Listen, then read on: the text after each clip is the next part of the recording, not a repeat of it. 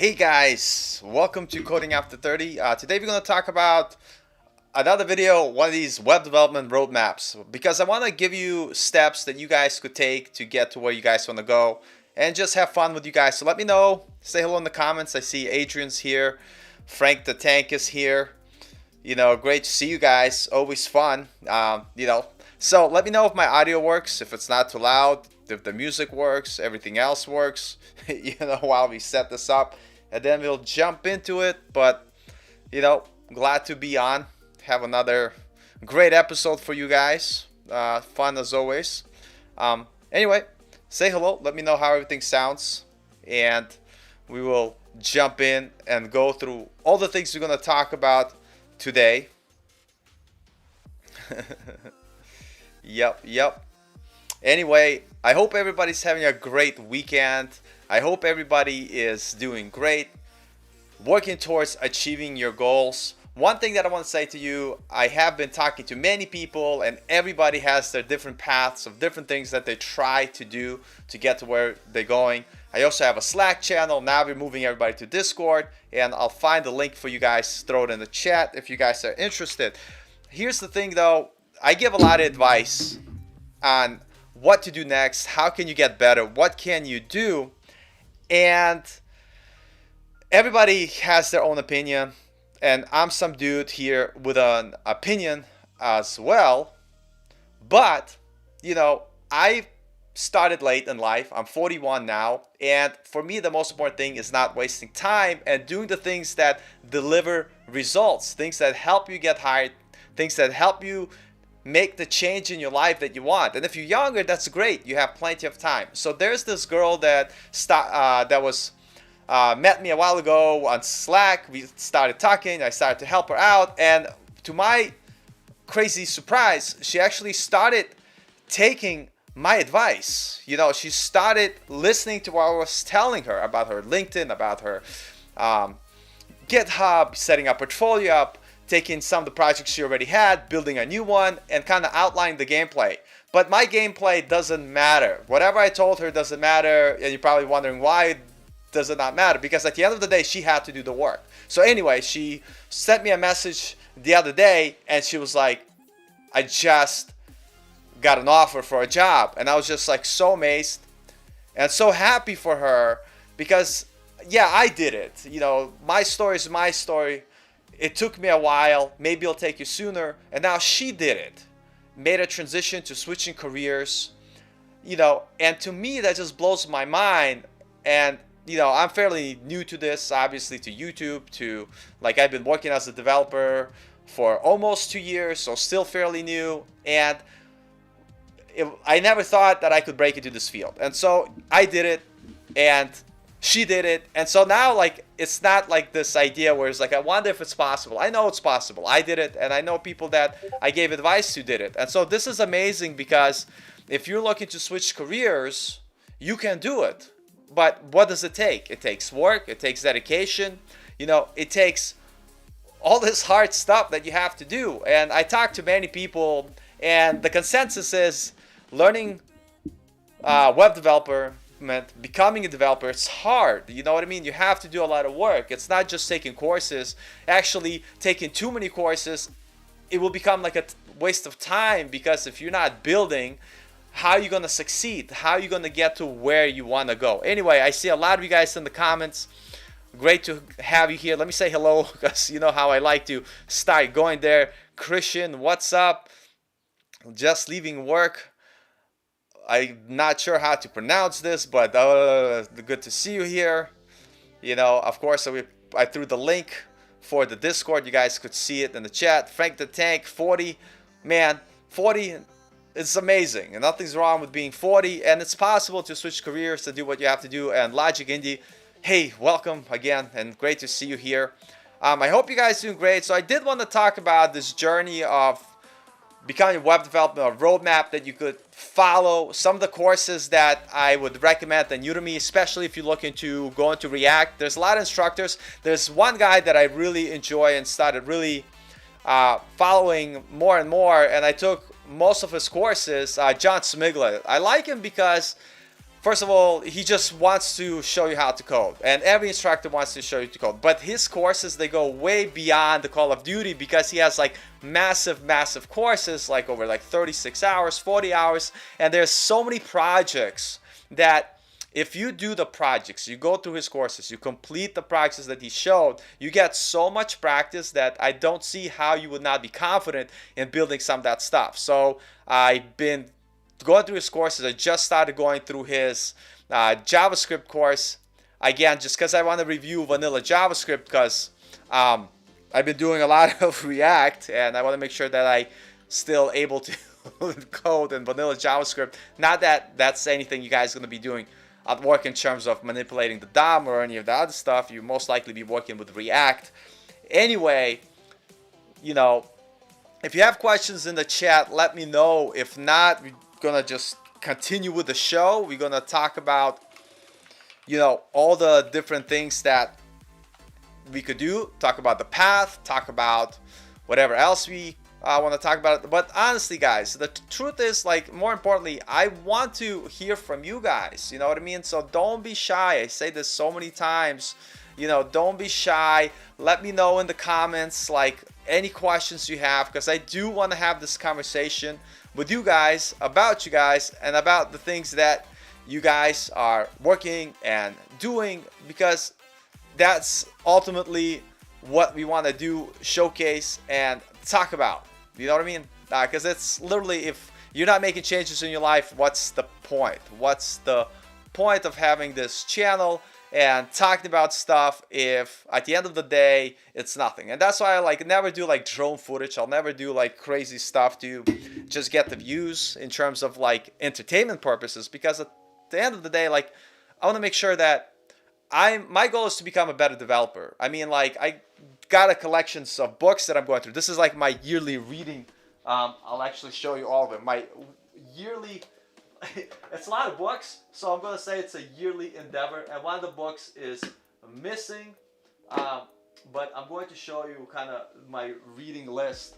Because I've been interviewing lately, I got this book, Algorithms, an illustrated guide for programming and other curious people.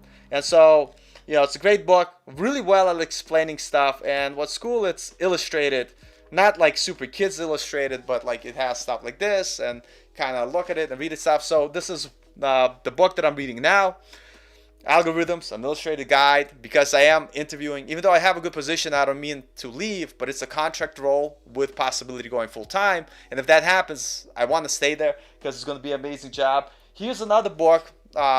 This is actually, I think everybody should read, Clean Code by Uncle Bob Martin. Basically talks about, you know, how you should name things, how to break this into functions, and all this other great stuff. So this is definitely a must read. Clean Code, #1 programming book that you should read to kind of wrap your mind about doing and writing clean code. He wrote another book. I got Clean Architecture. I read bits and pieces of it. Not a necessary read right now, but that's something that I have on my reading list. And this is, again, my reading list for the year, and I'll let you guys know how I'm doing with all my reading. Then I got this book, The Programmatic Programmer. And notice how these are not like how-to so much books. And this is Code Complete. I believe I didn't even start this book. It's a massive book, but it talks about pretty much everything in great detail. And I got it off a recommendation. And, you know, because right now I work with JavaScript and React and Node.js, but I also like, you know, C#.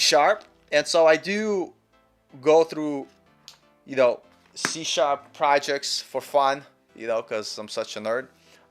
So those are the books that I'm reading. You don't have to buy books, but what I'm saying to you guys is that when you start learning stuff and going through the process, the goal is to constantly learn new things, and things that are about 15 to 20% out of your comfort zone. So if you're doing tutorials per se, let's say, and you're doing tutorials that are, you know, let's just easy because you're just repeating the same thing you did last week and the week before, and you're just going through those tutorials and you're like, oh, I could do 1,000 of these. No, you're doing it all wrong. You gotta, at the end of the day, be like, listen, I'm gonna push myself. So whatever your level is right now, try to do things that are 15 to 20% harder.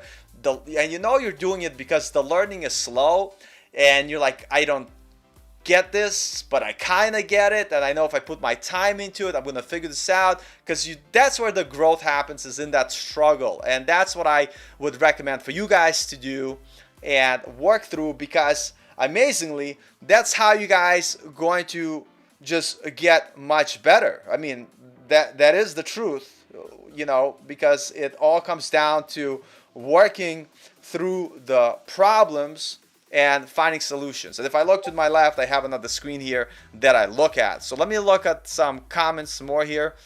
Blah, blah, blah. I'll get to this. What's the name of the React course teacher you just mentioned? It's John Smigla, and I'll go over his courses in detail. We'll take a look because I want to show it to you guys. I'm kind of going to do a web development roadmap using his courses today. You don't have to buy his courses, but they're really good, and I built a bunch of his projects. I'm going through a lot of his stuff, and that's the thing that you guys should do. Just not do bajillion courses, but pick 1, 2, 3, 4 courses that start you from start to finish in the stack you want to get good at. Do it enough and build projects. Ultimately, that's what gets you hired, is your ability to build projects and to show those projects off. And here you go. I just got through the basics of React, but I need practice. Yeah, practice is the big thing. And I'll tell you why you guys should be building your own portfolio and doing more. You could probably spend 40% on courses and 60% should be on building stuff. And that's very important. I'll talk about a bit later, why that's it. TKO, KO, hello. Hey, great to see you here. Thanks for joining the stream. When should one start making projects? I finished up JavaScript, a Udemy course, my first one. But should I stop and start making projects or finish the course first? Here's the thing. I'll give you this. This is a great question, Christian. Thanks for asking. So here's what I started doing. I started forcing myself to do one course at a time and not jumping around, because the more you jump around, this process of switching tasks from one thing to another, it's a big mental load and it slows you down, right? If every time you're jumping and have to switch and reorient yourself, it becomes very difficult and you waste time, through task switching. So stick to one course. And your question disappeared again, but I'll bring it back again. And so here's what I say. If you're learning, and I'll use you as an example. So Christian is doing JavaScript and Udemy. Here's the thing. When you go through the JavaScript course, follow along what the instructor is doing. Do the example, and then after you complete the example, let's say 1 through 4 modules, whatever it is, or don't just go through the course like you're reading a magazine. Pause, think about stuff. Once you learn a thing, let's say he showed you how to select elements in the DOM and how to add event listener. So you did it with him. Now go open up a code pen and see if you could write a simple example, and it doesn't have to be anything exciting, and implement what you just learned. So make sure that you go outside of the tutorial to try to do the thing that you're learning. And I'll show you a very stupid example here that I have, just to kind of show you that, that's kind of what I do here. And it doesn't have to be sexy or pretty. This is probably a very ugly example. So, and I'll show you that it's okay. It doesn't have to be, non-ugly. And I'm going to switch screens. This is not the thing. Yeah, this is the thing I want to show you. So look, it's a basic counter. And so if you learn something new, and basically what I'm doing here is, let me just made this counter. Yeah, it's ugly. I gotta make maybe the screen, I don't know. I gotta fix it. I did something. But look, every time you count, it moves down. It's stupid. It doesn't really do anything exciting. And the color is in red. If I count up, it moves up. And then if it's not negative numbers, it's gonna be green. And if I hit reset, it goes back to 0, right? Very stupid example, very basic example, completely useless for standpoint of a project. But what it does, it helps me practice. Okay, I have a bunch of buttons here, a bunch of spans here, and allows me to write some JavaScript where, okay, let's get that button because we want to be able to do some sort of action on that button. And let's get that span container, which is going to display the number that we're going to have here. And then I create like a little code here, like button logic. We don't have to look at this detail. I have a function change position, which changes the position when you click. If it's negative, it goes down. If it's positive, it'll change the position of the box higher. Then I have change color, which basically says, hey, if it's 0, make the color black. If it's greater than 0, make it green. And if it's less than 0, it's in the negative, so make it red. Then I have, my render function, basically that fires and renders when the numbers change. And then I have, handle button click where I pass all those functions. So whenever I click either minus or plus, and my button logic kind of determines if I'm clicking plus, minus, or reset button, and it basically fires the appropriate behavior. And that's how this works. So, and then go back and continue doing your course. You know what I mean? Continue to learn, and then go back to CodePen and then build another stupid example. Because it's fine. Because the point is for you to practice. And then when you finish the course, you're going to have all the things you built with the course. By the way, the things you built with the course, they're not yours. You didn't create them in a sense that you didn't think through the problem. You didn't create it from scratch. You followed an instructor. And that's part of learning. That's great. That's fine. You also went while doing that and created some of your own examples. Not the following the course, but from memory and CodePen to play around to help you to reconfirm what you learned, to play around, to understand. And after you finish the course, don't take another course. This is the biggest mistake people make. They jump to another course. Raise your hand if you did it. I did it. You've done it. We all do it. But don't take another course. What you do instead is build a project, your own project based on what you learned. So let's say if I took HTML and CSS course, after I'm done with that, I'm going to go ahead and build an HTML CSS website based on what I learned from memory. If I get lost, I'm going to go on to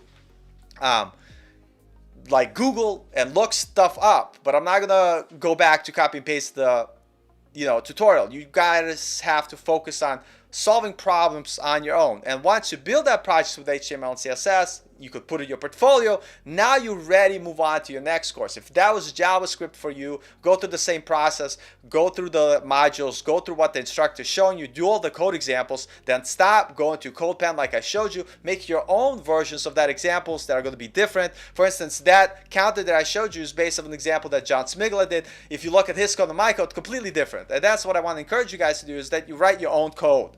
And like I'll show you another example before I'll get back to the questions here. So here's another one, which was like a basic slider, and basically you could click right, it'll show like the next person, you click left, and it's an array of people. And if you get back to, like, let's say if I keep clicking left, once I get to the beginning of the array and click again, it'll go back to the last item. And so if I keep going forward, and I'll show you here, you see this array has 4 entries, right? And once we get to entry number 4, it just starts back from the beginning. And then I'm using JavaScript here. I'm using template strings. I created a little template to generate this avatar, and this text and stuff. And then and my buttons come from my HTML, right? This is where my buttons coming from. And then I'm basically using basic JavaScript to, I have this function that renders my template when I need to. On initial load, I want to make sure that we get the first item in the array loaded. I have my button logic that I put in these amazing if statements. Basically, if you hit the next button, it's going to fire and make these changes. If you click the previous button, it's going to fire this section here, and if you hit random, it will fire this section here, which basically will update the index that I want to select in the selected array. And basically, I have my handle button click, which is connected to my add event button listener. But the point is that like on top of your tutorials, you guys have to be building these little things and practicing things on your own. Where like when I got stuck here, I didn't go back to the tutorial. I went to Google like and search. Like you want to practice solving problems, because you always hear a programmer is not a programmer is a problem solver, and it is kind of true. That's what you're trying to achieve. You get paid for your problem solving skills, and coding, believe it or not, is a tool that you use. It's a tool that you use to accomplish your goal. So I know I'm blabbering on. Guys, let's keep this conversation going. Let me check some more amazing comments you guys are linking. Yep. So I hope it answered your question, Christian. Is basically you gotta build, learn, build, learn, build, learn, build. Not learn, because you could learn for the rest of your life and never build a single thing and never get a job. Any LinkedIn advice? Yeah, I've been a mechanic most of my working career, and I can't leverage any relations. Bro, I used to teach Brazilian Jiu-Jitsu for most of my life. So basically, like, I broke arms for a living, like joking, like I didn't do it for a living, but it's completely relevant to programming, so I totally understand. And this is something that takes time, but you do have to start. And so since you asked this amazing question, I'm gonna get to it. But before I do that, let me answer this question here for Frank the Tank. Like, so the Complete 2121 Web Development Bootcamp by she's a doctor. I didn't know that she's a doctor. Angela Yu is a great course, but I wouldn't recommend it for first-time learners because she does a lot of materials and condenses it into one course. The issue with a lot of materials in one condensed course is that she doesn't cover too many of the aspects of, not all of the things in the course, but a lot of the things in the course in a deep detail that you need to understand to be able to get a job, right? It's just a lot of different things. And it's also, when you buy a big, massive bootcamp course like that, you're kind of locked in to learning what she decides you should learn. And maybe it's not the tech that is popular in your area, and so you're kind of stuck that way. So I'll give you an example. For me, it's HTML, CSS, JavaScript, and React. And instead of, like, if I took that bootcamp course, I know for the fact because I have it, I would not learn React in depth with that course. What I ended up doing is actually having a separate HTML and CSS course. I actually like Brad Travesty's modern HTML and CSS course. Then I took React JavaScript course. My favorite JavaScript course was Brad Travesty's first. I took it. I still recommend it. But my new favorite is JavaScript with John Smigler. It's a massive course, and I'm going through it again. Some of the examples I showed you were from the course. Then my third course was John Smigler's React course. And then after doing that, building a bunch of portfolio projects, I was able to get a job. And so that's why I wouldn't recommend getting complete bootcamp, because you're getting everything pre-wrapped, and because it's one course, it's very hard to go into a lot of topics in detail. So you have to do a lot of things to kind of on your own if you want to go in depth. So she's a great instructor. I would recommend her course after the first three courses I just mentioned. Now, going back to Christian Moreira and LinkedIn examples, like, we could just talk about LinkedIn and I could show you my profile. Just please don't spam me. And the reason why I showed you a lot of my stuff, and I'll actually show you the basics, things you guys need to kind of have in general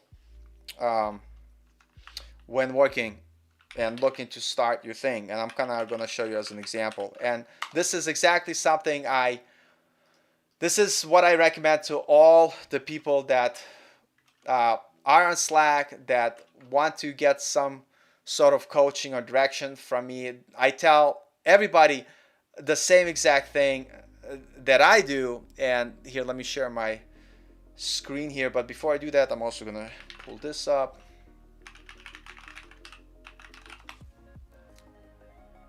Okay, guys, so let's say you're starting to learn. Here's some of the things that you shouldn't wait for. And a lot of people wait till the end. Like, if you want to become a web developer, or whoever you want to, like, program or whatever it is, you want to put that energy out there. And by the way, if you haven't liked the stream yet, like it. It really helps other people to discover it.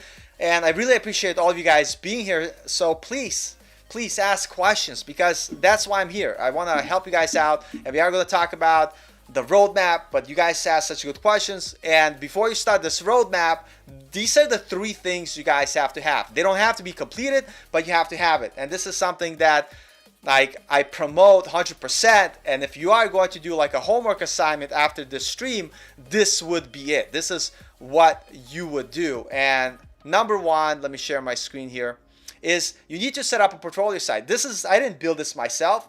This is a template that I found, right? Oh, my number's here. Everybody's going to call me now. Jesus Christ. Probably not going to answer your call, but feel free to text me. I'm kidding. I don't answer the phone at all. But I tell people, if you want to get in touch with me, you could text me.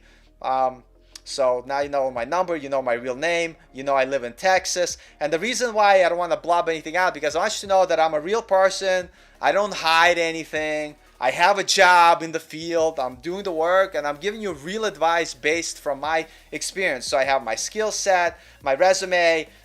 This is not a complete resume, but people could see my complete resume on LinkedIn. I have a way for people to connect me. To be honest, I have to hook up this form. But this was a template I got from this website called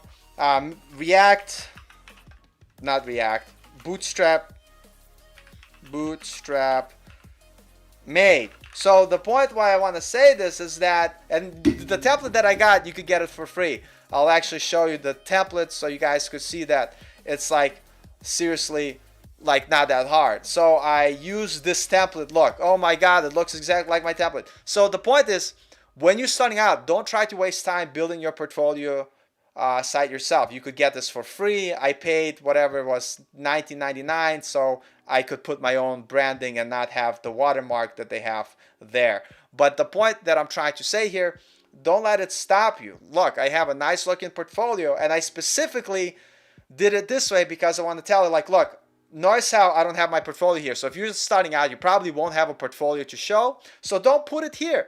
And when you do have a portfolio, then you could add it to your website. So number 1, everybody should have a portfolio placeholder site like I do here.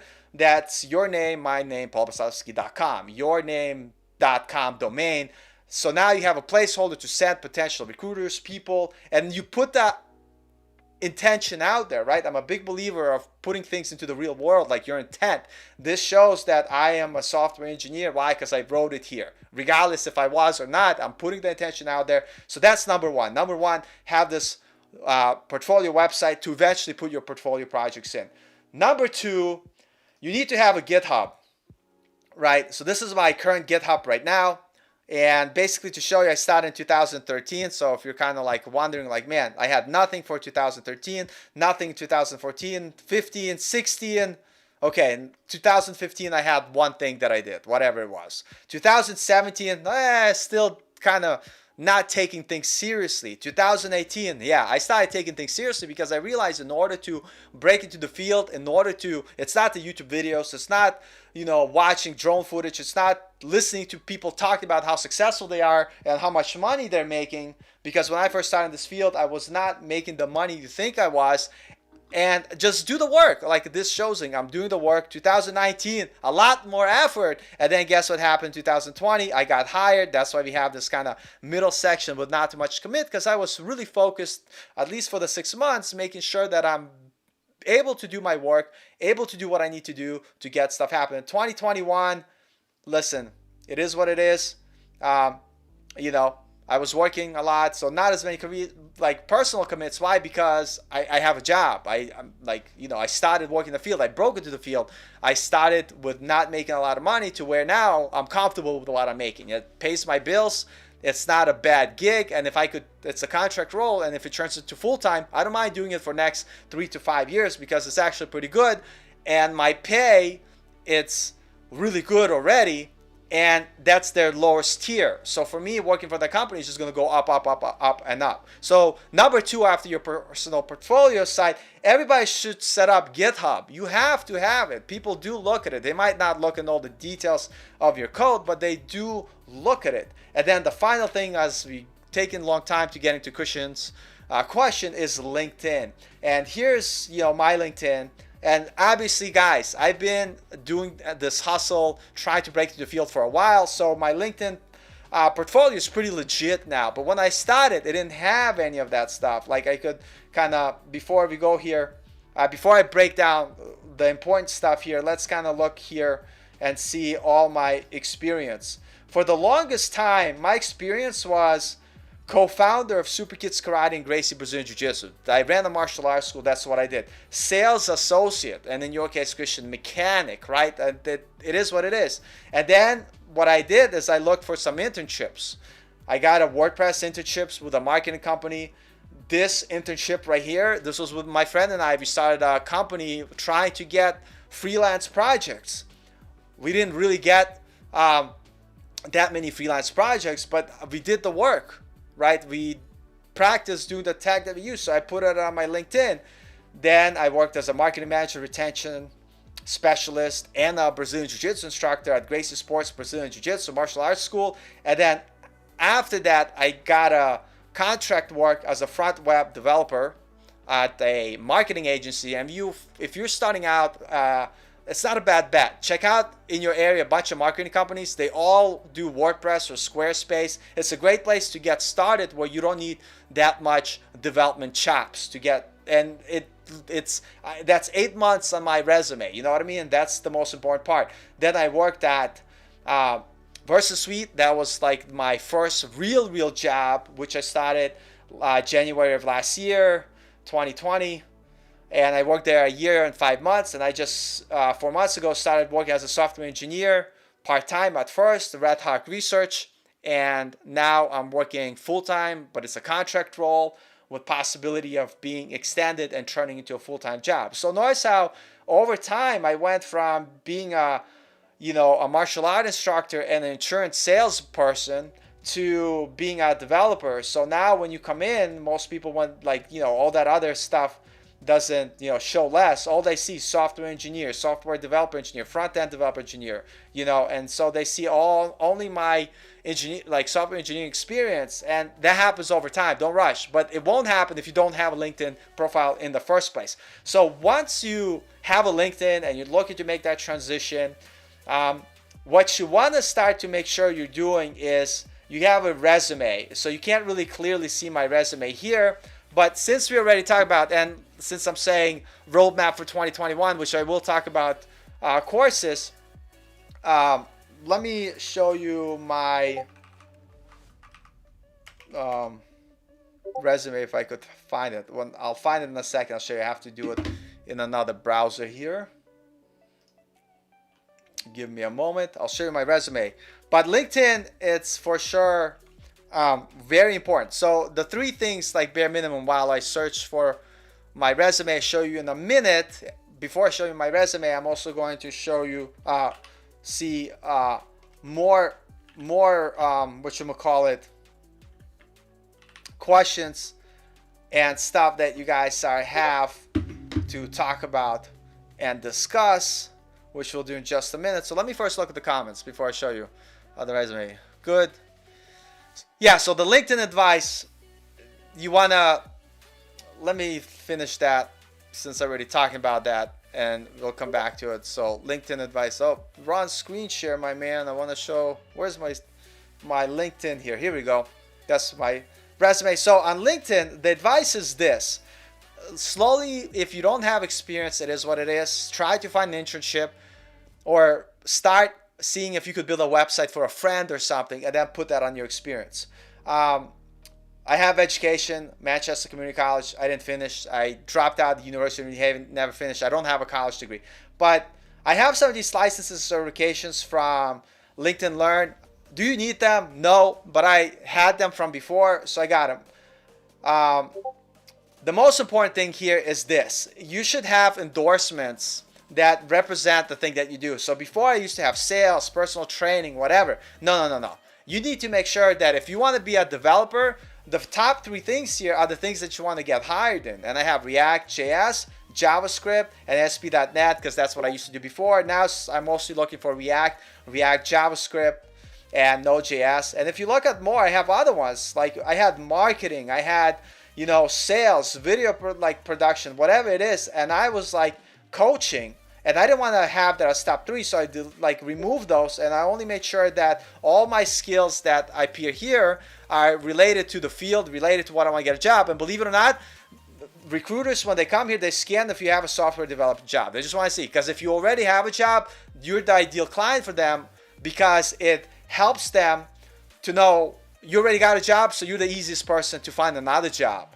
If you don't have this experience, but they saw your portfolio, they're gonna go here to see what are your skills that people are giving you they're kind of giving you endorsements. Make sure that you are getting endorsements, and if possible, guys, this is super important, is getting this section here, getting social proof. And this was something probably you will get after working somewhere, so you might not have this right away, but having people give you recommendations. Because if a recruiter comes in and they see recommendations versus no recommendations, now they have to do a little bit more work. But if they see a recommendation, and sure, people could make them up, but like, this is a real person on LinkedIn who work in the field, and they gave me a recommendation of like, hey, Paul is extremely motivated and talented developer, blah blah blah.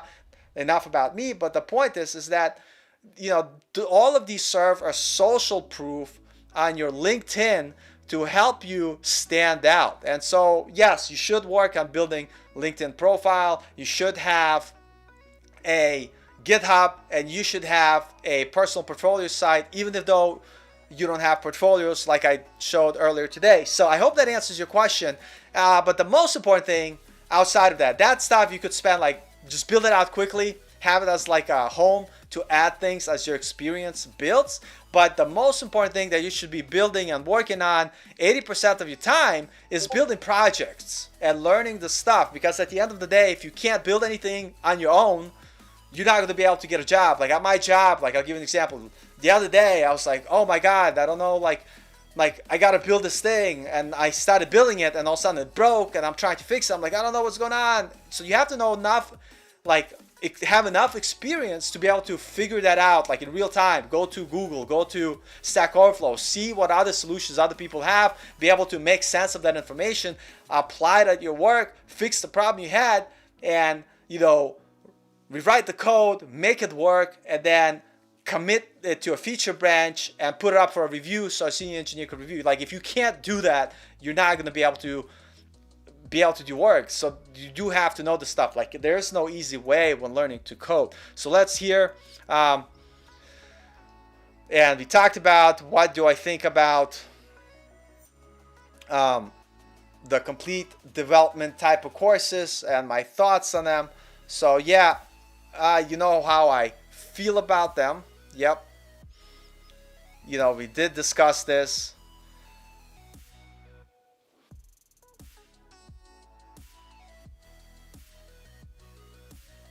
Yeah, so Chris here's, yep, he says he's in the middle of that one, had to supplement without a JavaScript course. Yeah, like, I'm not saying they're bad, but like, I like to do like one course for one specific topic. One course for HTML and CSS, one course for JavaScript, one course. Man, here you go. Brian calling me out.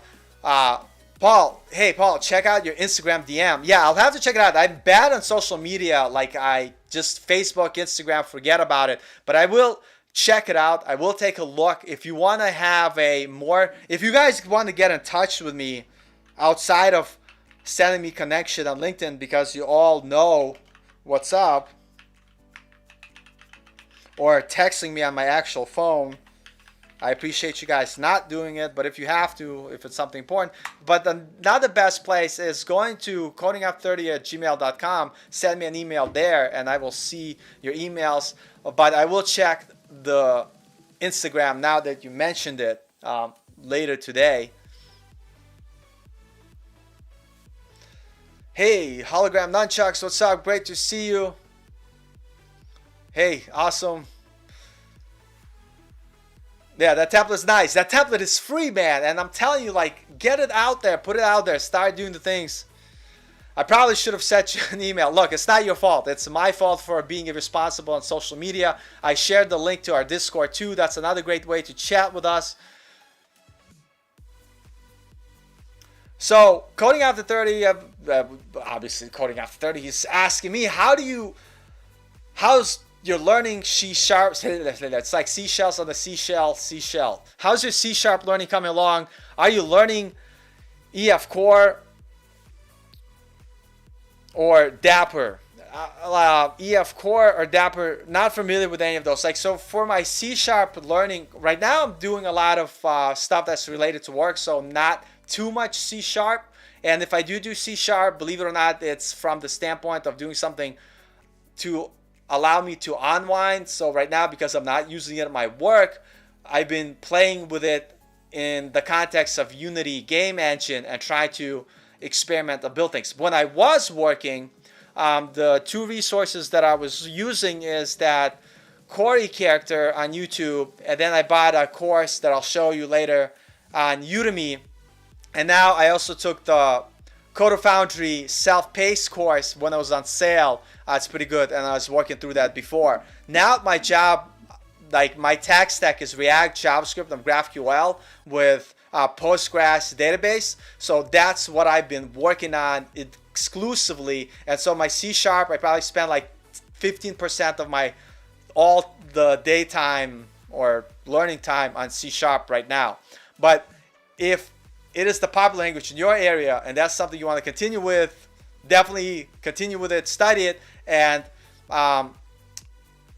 in terms of learning it, you definitely need to know HTML, CSS, and JavaScript, right? That's a given.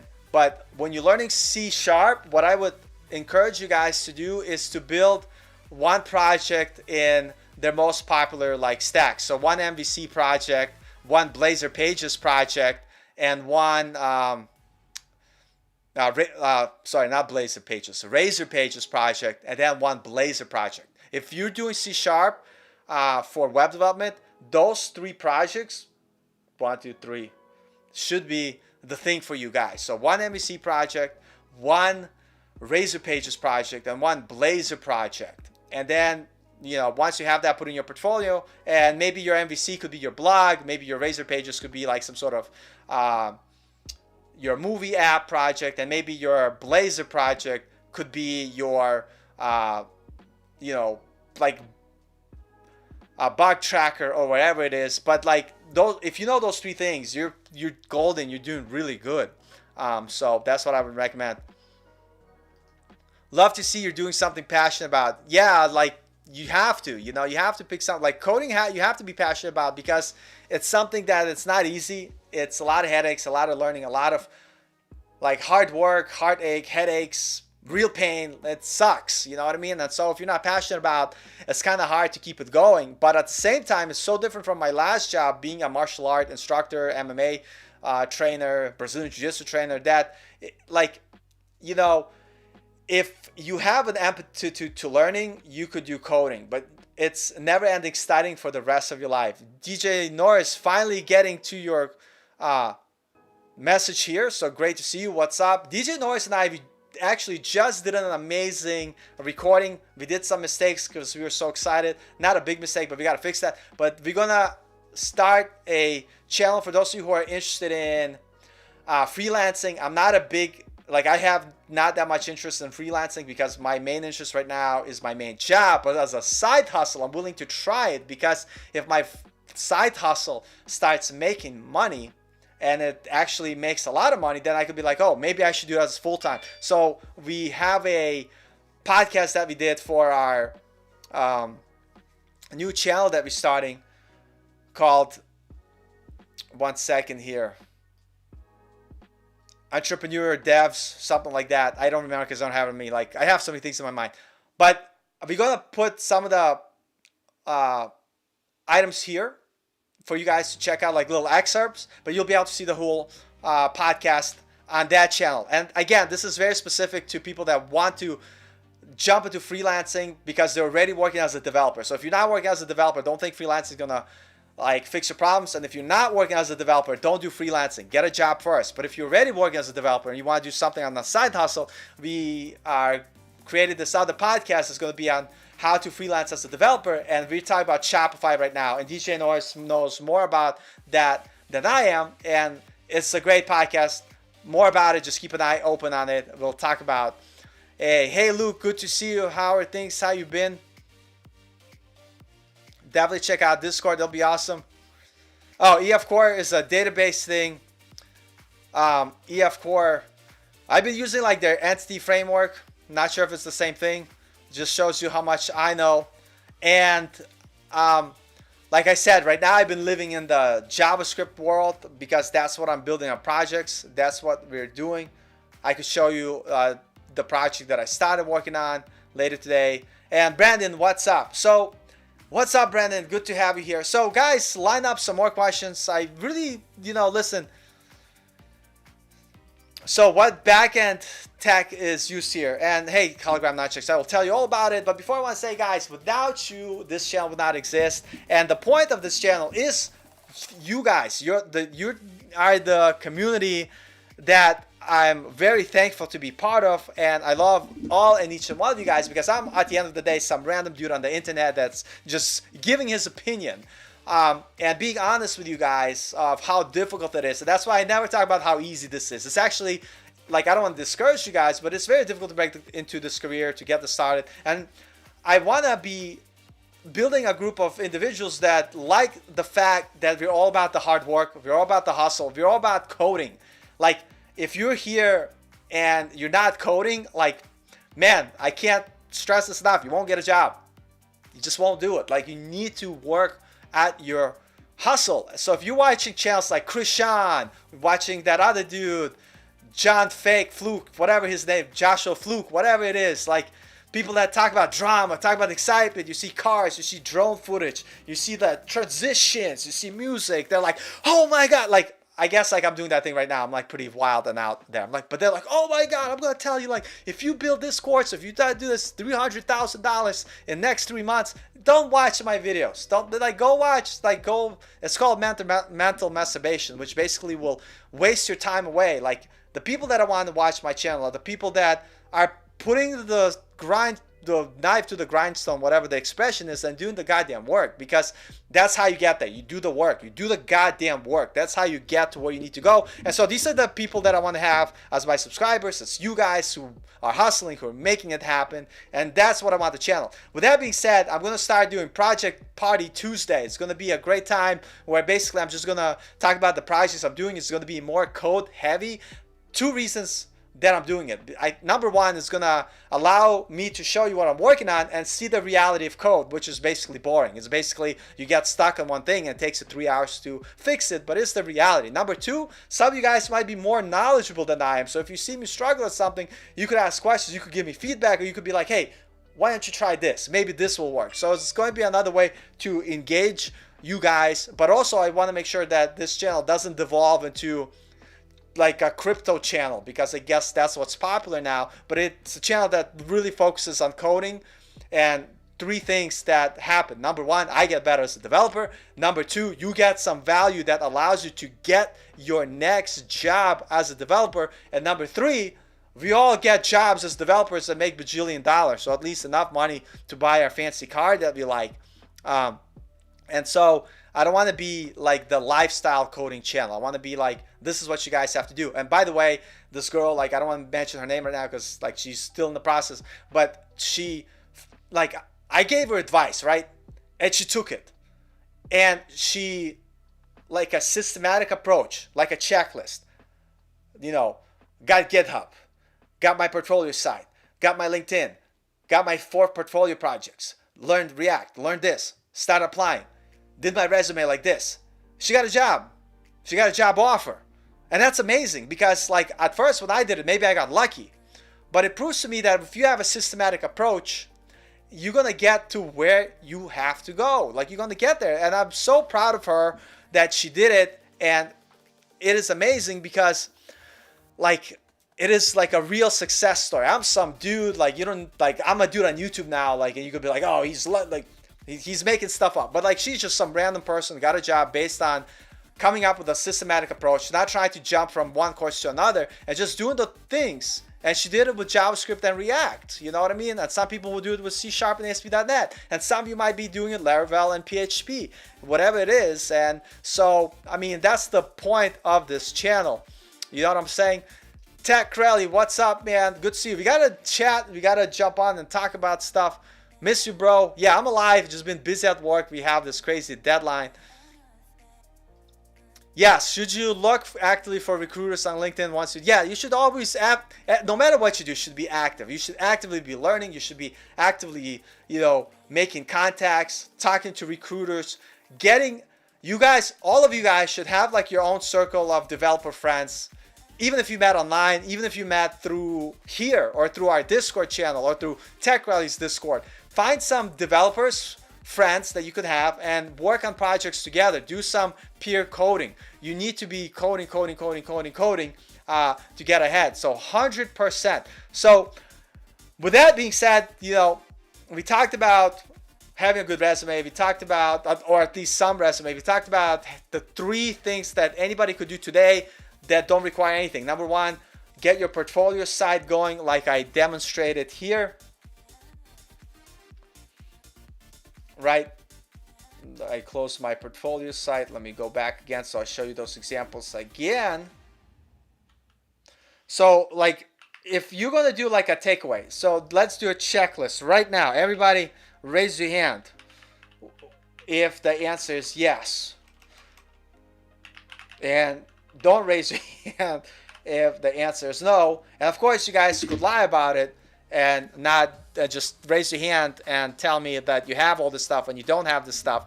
But quick review before I move on to the next talking point here, guys, is that number 1, raise your hand. I'm raising my hand like some are here. If you have a basic portfolio site that you didn't create yourself, which has some of your basic information, regardless if you have a job or not. And I showed you how I didn't make this from scratch. I used a template. So number 1, raise your hand if you have this with some sort of resume, maybe even if it's not the resume you want to have, right? But have it filled in, contact page, Number 1, if you have that, great job. You're literally ahead of 99% of people. You're in the top 1% because you're taking initiative to start with putting the intent out there. So if you raise the hand because you have something like this, amazing. Hit a like, whatever. Number 2, no excuses.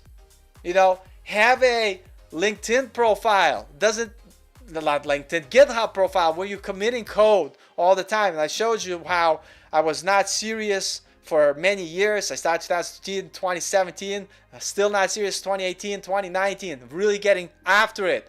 And you know what happened when you go after it? 2020, I got a job. That's why you see a bunch of these blanks.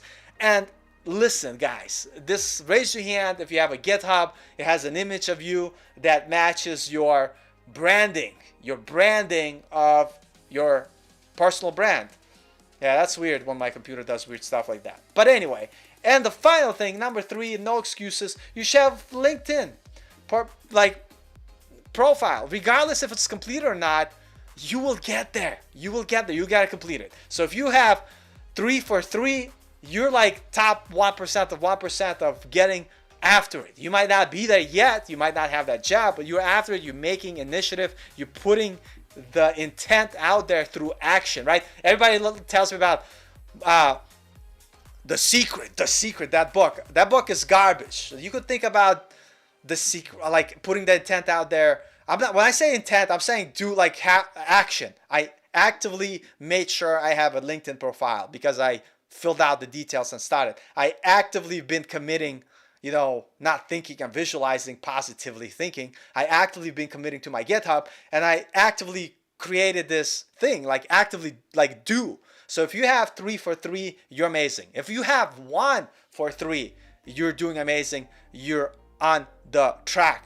And let me tell you, listen, I'm going to start charging people $10 to figuratively smack them across the cheek to shake them out of the hell tutorial. Yeah, I'm going to tell you how to get out of the hell tutorial right now. Close your goddamn tutorial window, open a code editor, and start coding. If you get stuck, don't go to Udemy. Go and start reading documentation. Do I have to do it? I think I have to show you how it's done. I'm going to show you how you get out of tutorial hell right now. We're going to do it live. This is insane. I'm going to show you. I'm going to lead by example because that's what we need to do. I'm going to teach you guys how to get out of tutorial hell. I'm gonna use an example here. Okay, guys, I'm gonna share my screen. Hopefully nothing bad happens. Here I am. Let me make sure that I'm sharing this. Is it my primary display? No, it's not my primary display. Jesus Christ. It's the secondary display. Okay, guys. Oh, I'm in tutorial hell. I am. Oh, tutorial. Oh, I'm watching tutorial hell. Oh my God. Oh God. Tutorial hell. What do I do? Get out. Close it. Oh, I meant to show you my resume on bigger screen. I'll come back to it. Now I'm not in tutorial hell. Why? I closed the tutorial hell. It's done. Tutorial hell is closed. Now what do? I open my terminal on my computer. And you guys should have a project. And I'm like, document CD programming. And then I'm going to be like, oh no, I don't know where to start. Oh God. No, don't go back to tutorial hell. No. What are you doing? You're in the wrong buttons, Paul. You're clicking all the wrong buttons. Open tutorial hell. No, not my resume. Good. No, don't go to tutorial hell. I want to learn getting started in React.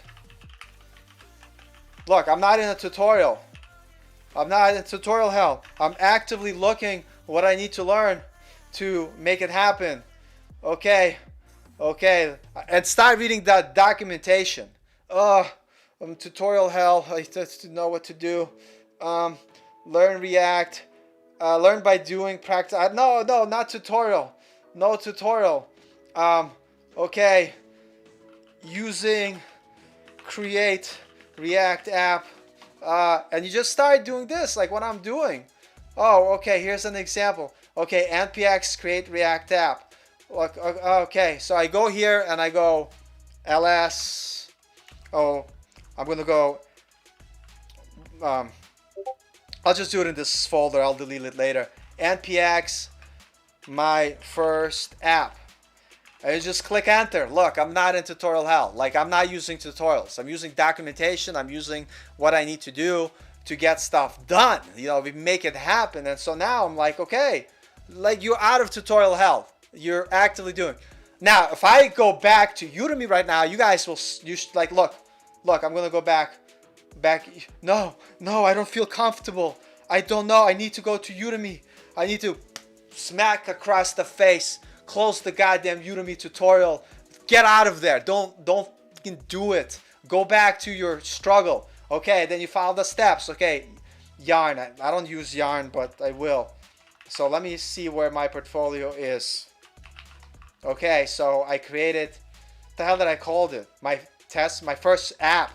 So I'm gonna CD into my first app, right? I'm gonna open that bad boy in my code editor, right? Look. Yes, trust my computer. It is my computer. And now, I am not in tutorial hell, but maybe I don't know what I'm doing. And then, so I don't know, like, what do you do from here? Well, we did have some great hints here. Earlier, it says to start your project, you type yarn start. So I could start there. I could start, you know, let me make this bigger so you guys could see.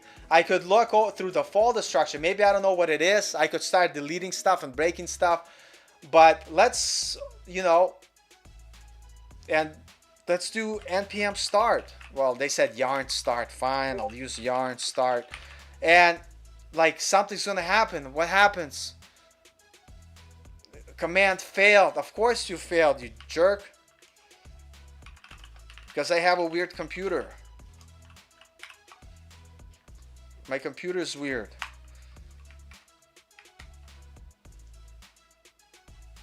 Now it's gonna work. Why? Because I have a M1 and it's weird.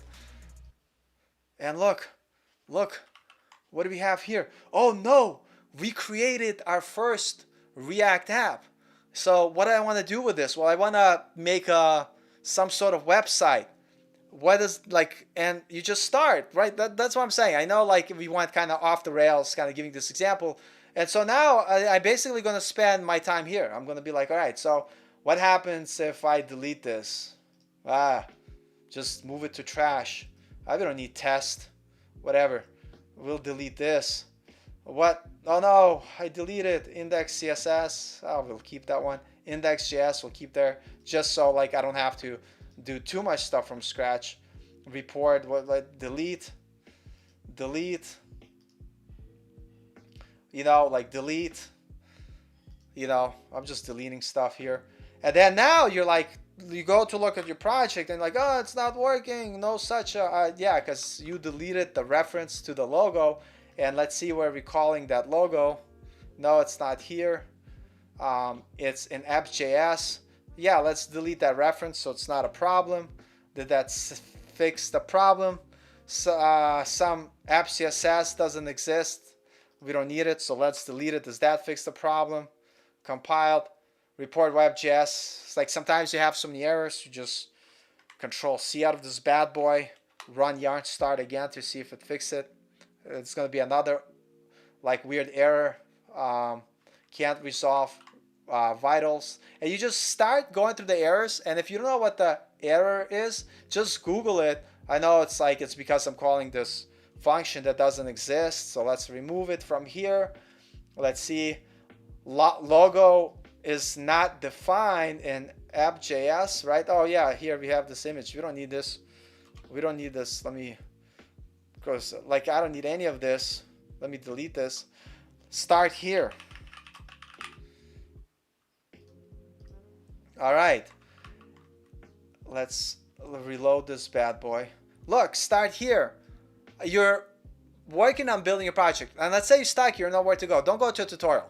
Like just like if you don't know where like at all what to do, then yes, you should do one tutorial. But after that, build stuff. After one tutorial, don't do second tutorial. Start building stuff. I'm gonna stop this ridiculous example here because like everybody's like, oh man, he lost his mind. Let's get the hell out of this channel. We don't want to talk to this guy anymore. But that's how you get out of, you know, tutorial hell. You're welcome. You know, I charge $1,000 an hour. Please send it to my PayPal account.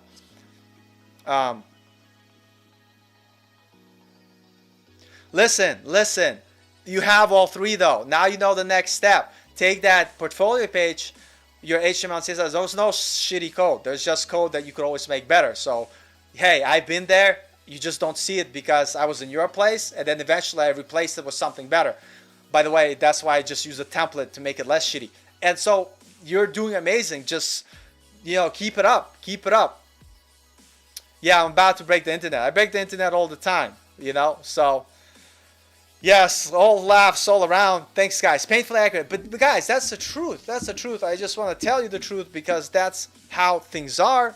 That's how things work. And that's what happens. And so, guys, I just want to be honest with you guys and to let you know. So let's get to this 2021 bajillion thousand roadmap that I've been telling you. And we'll go through Udemy. And I give different recommendations. And I'm going to tell you the recommendations that I'm going to give you for this to get started.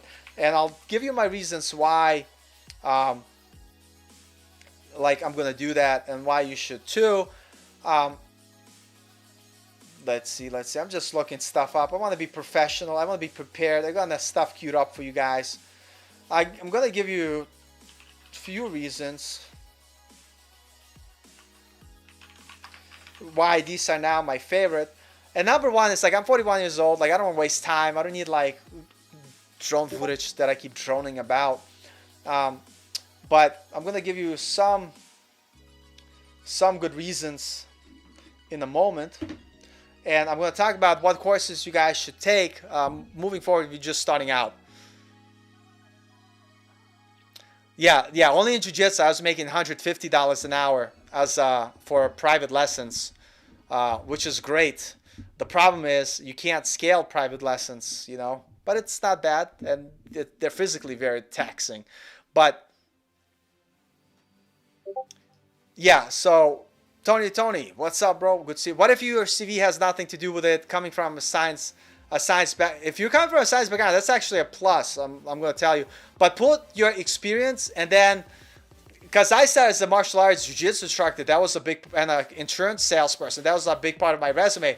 Put it, but then start looking for some internships or build projects for your portfolio and put that on your resume. So by the way, let me go back to my portfolio. So I don't have that now because, of course, the thing that I want to show you, I closed. What an idiot I am.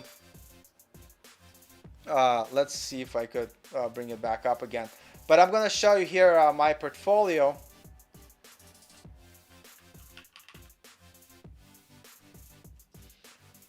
Yeah, like smash the like button. Ask, guys, please ask questions. I don't want to just, like, I know I'm going to give you good value because I don't want to talk for the sake of talking. Like the ads revenue is not paying any of my bills, and it won't for bajillion years because I'll never have 1 million subscribers. But the point is, like, I'm telling you this stuff because this is to help me to iron out the plan that I tell to my coaching group on my Slack channel, and the advice that I will continue to give you on this channel and Discord. By the way, if you want to like our Discord, I'll send you guys a link. You guys could go over there and join us. It's good times. Right now I'm really busy. I have a deadline by July 6th that I have to meet, so I'm not as active, but you could definitely private message me, join in. But the advice I'm giving you, and like the girl that we have, and I'll have her come on and tell us her process, but she's been following the steps that I've been outlining. It's not that my steps are special. It's the fact that I just told her do things in a very systematic and programmatical way. I can't pronounce things. Have a system with a systematical approach with steps that you follow, like a checkbox. Don't go out of that checkbox list because you don't need everything. You just need to have few things that line up. And she was able to get an offer based on her interview that she did and based on her projects and her portfolio she had and her experience. She knows what's up. But let me share my resume for a second because we were talking about having a CV that's not in your background. So, like, yes, this is like a section here. It's an actual experience from the job I had. Yes, I get it. You don't have work experience yet. Here's the thing, though. And my music stopped, so let me like start another more chilled playlist. We're about to chill this. I need to chill out a bit. You guys see how wild I get here. So we'll do the chilled out playlist here. So I'll tell you how to break this down. The same exact way I break it down for a job. So look, and let me open up. I'm not going to open up my portfolio project. There's no point. Just imagine I have a portfolio open. So you basically say instead of the company that you worked at or titled, you say software engineer. That's what you are. And instead of versus suite, the company I worked for, you could say, let's say I build don't say like I build a movie clone, whatever. No, like I build a project management app. That's it. Don't make you clone somebody else's project or whatever. No, make your own thing. I build a project management app. And this is basically what I would write it the same way you see it here in my resume. I would write it exactly the same way. Wrote maintainable and reusable code using latest ES6 JavaScript React features. Did I do that in my portfolio project? Yes, I did. So it's true. Implemented React Router. By the way, if you're working with React, you are implementing React Router for navigation because you can't navigate it. And so here I use as an example, oh my God, I'm moving stuff around and breaking my layout. But, oh God, Control Z. Okay, you're right. Implemented React Router and navigation based on data in passing as a URL parameter or whatever, right, in a hospital. That's what I did for work. But in your portfolio, you say in project management platform app that you're building, utilize local storage to persist state and rehydrate. You're gonna do that. You're gonna do that in your application that you're building for yourself and your personal project, and you write it out the same way as its job experience because it is like job experience. You're just not getting paid for it. So put it in your resume. So that's my solution to your question, and that's what I would do. Hologram nunchucks, baking hours at $150 an hour. Yeah, it's a dream job. People tell me, why'd you leave? Why'd you quit? Because I like the idea of working from home. I like the idea of doing something that could potentially scale based off like a business idea that I implement through coding and stuff like that. So that's why I'm doing it. Yeah, Google Analytics is good. Like if you're freelancing, or if you're gonna work as a, your first job might be like working at a marketing agency where they work with WordPress and do some basics HTML and CSS, and your Google Analytics will definitely become relevant in that case, because marketing companies, they don't also offer like web development services, but they also like offer Google Analytics services. So it's not going to hurt you. If you're looking for like a traditional developer job, you still need to know like the traditional development job stuff. And things to watch out for when accepting job offers. Dude, man, I'm the wrong person to ask, because when I got my first offer, like I didn't even look at the job offer. It was terrible. The guy was like, and you are hot. I take it. I'll take it. I'm going to work. I'm showing up Monday. I was so excited because my confidence was so low in my skill that I want a job. The pay was low. I had no health insurance. The boss was toxic. The environment was toxic. There was no coaching. There was no developers to help you out in a way that they should. Like we had some good developers, but the management, the owner of the company, was so like, it's just so toxic, so bad. So now what I do is, I like, when I go to an interview, at some point I'm going to say, hey, this sounds really awesome. And then I'll start my questioning like this. This was my opening statement. I'll say, hey, this sounds great. By the way, can you tell me about your onboarding process? And then they'll tell me. And then that will give you feedback. It's like, does that sound good for me, right? And then after I listen to it, if there's something like, they didn't answer, or maybe I have a question, I could follow up. And I'll use an example. Let's say they didn't talk about peer programming when you're starting out, something that everybody should do because you want help. And so I'm like, hey, this sounds great. I really like it. Do you do peer programming when someone new comes into the team? Do you walk them through the code? And I'm like, yes, we do this. So you definitely want to make sure that there's a good introduction period that allows you to get acclimated with the company, where they're not just throwing you into the wolves, but they're setting you up for success. And then another thing you ask in the interview, hey, this is awesome, amazing, I'm really excited, I love the technology that you're using. What's some of the growing strategies that you're using at your company to help new developers constantly grow so they could be a bigger asset to your current team? Stuff like that. And and the company that invests in their developers are the company you want to work for. And the point is, like, this two things are going to happen. You're either going to gain so much experience from the company that you're going to leave because you're like, I could just make more money somewhere else, which is true. But the company could be so good, and the company could be giving you like pretty decent like pay, but you just love working there so much that you're like, you know what, I'll stay. They're paying me enough money. There's opportunity to grow, and that's what you do. You and Coding Phase are the realists on YouTube. No BS. Hey, no bullshit. I'm going to say how it is. Yeah, Tony, you got to do me a favor. Start bugging Coding Phase. I know he's busy. And he sent me on Slack. Like, I'm not going to share it. But he sent me a message, like, as I don't want to switch screen, I'll break stuff. He's like, oh, we got to do a thing. We got to get together. Yeah, I got to get together. So if all his subscribers start bugging him that he's got to do a live with me or I got to do a live with him, definitely let him know. Because I definitely want to talk to him. And that's what people say. I love him. And I think my personality and his personality, how can we not have a blast? Like, it's going to be like a 24 hour stream.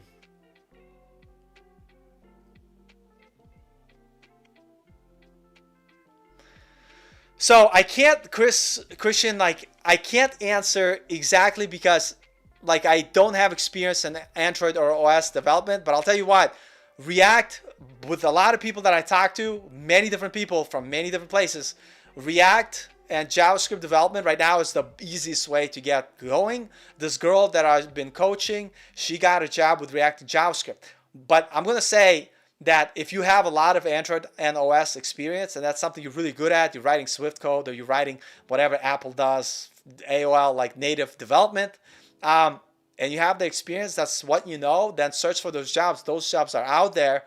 But if you're starting from scratch, web development is the easiest way to go about. And I'm not saying it because I'm doing web development. Is that I tried getting into iOS development. Web development was easier, more versatile, and the cool thing, if you learn React, they also have React Native, which allows you to create almost native applications for iOS or Android. I did a lot of jobs with that, not that many, so I still stick to React. But that's what I recommend. If you start from scratch, go with React. It is definitely the easiest way for now, especially if you're self-taught. And that's the easiest way to get a job. But if you're gung-ho about mobile development and stuff like that, you could definitely do it and study it and work at it. It's just going to be a little bit harder to get a job, and that's been my experience. What kind of projects should you start with to build up your portfolio? Great question, Brian. Let's answer it. So I recommend 5 projects, and it's not really 5. It's literally like 4 projects, and the first project is broken to 2 steps. So here's how I break it down, and I do want to kind of show you what course you should take to kind of help you to actually get these projects done. So let's just say, big picture, you need to know HTML. You need to know HTML, CSS, JavaScript, and React. You need to know those bare minimum, to get a job. And this is also going to go to how much React did that girl know. To answer this question, this is because she followed this advice that I'm about to give you. So it's like if I tell you what I told you right now, and then she doesn't see this stream, and then you ask her before she heard what I said, she's going to tell you the exact same thing, because it's the exact same thing I tell everybody. And this is the same thing I told myself. So you need to know HTML, CSS, JavaScript, and React. So let's break it down. And I'm going to kind of combine 2 things together and use the courses that I want to recommend. So I'm going to answer this question. Bear with me. So I now started recommending John Smigla. His YouTube channel is Coding Addict on YouTube. And I want to at some point get big enough that I would love to have him on the podcast and chat with him, talk with him. He does amazing content. So if you have a chat or comment on his stuff, let him know.